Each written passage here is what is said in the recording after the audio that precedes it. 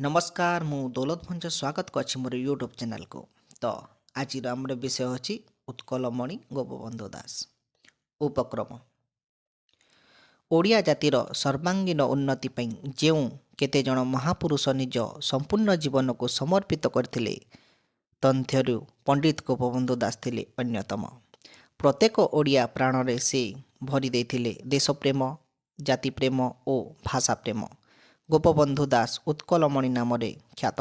से थिले सेवा और त्यागर मूर्तिमंत स्वरूप।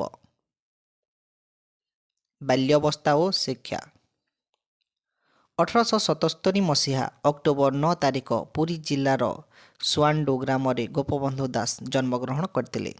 पितांक नाम द्वैतारी दास और माता स्वर्णमयी देवी।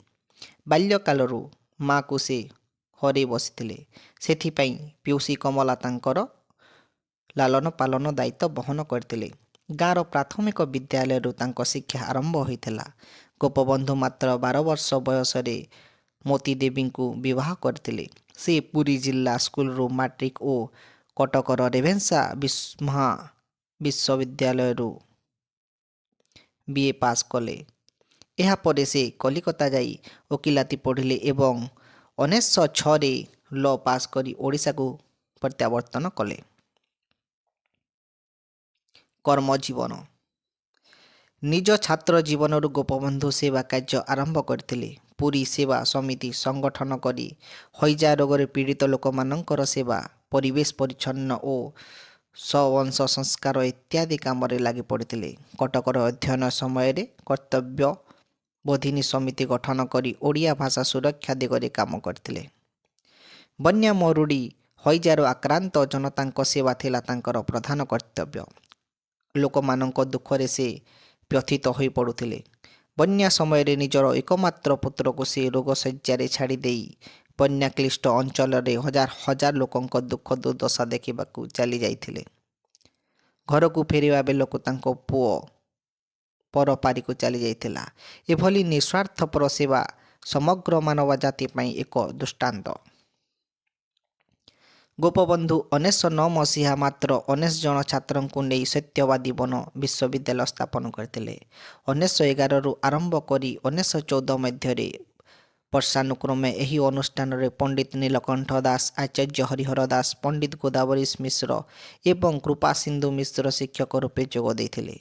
एठारे शिक्षा सह नाना धंदामूलक शिक्षा दिया जाउथिला एवं छात्र माने जातीय चेतनार अनुप्राणित हेउथिले। 1919 अक्टोबर मास 4 तारिख साप्ताहिक समाज प्रकाश कले। इंग्रेज सरकार को अविचार संपर्क में निर्भीक संवाद परिवेषण कर से 1922 मसीह कारावरण करते। 1924 जेल मुक्त होगा पर विशिष्ट वैज्ञानिक आचार्य प्रफुल्ल चंद्र राय को उत्कलमणि संबोधन करते।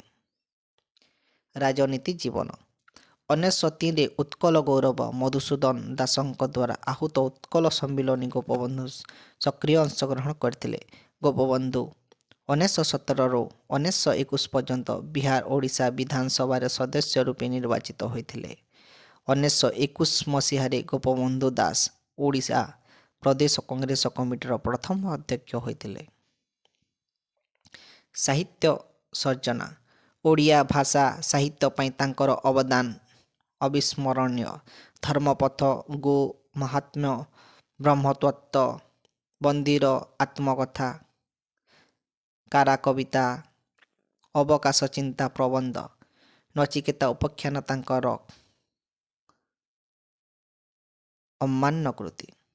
गोपबंधु सत्यवादी नामक मासिक साहित्य पत्रिका और समाज नामक साप्ताहिक संवादपत्र प्रकाश करते। तांको प्रतिष्ठित समाज आज ओडिशार पुरपल्ली रे प्रिय दैनिक खबर कागज होइछि।